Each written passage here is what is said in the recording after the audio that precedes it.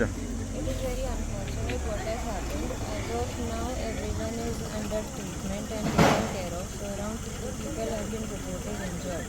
So they are shifted to Asido Hospital and GMC and they are under treatment. Some were very minor injuries. They have already been treated and discharged. Unfortunately, 6 casualties are reported and no one needs to panic. Everyone is being taken care of and government administration, everyone is under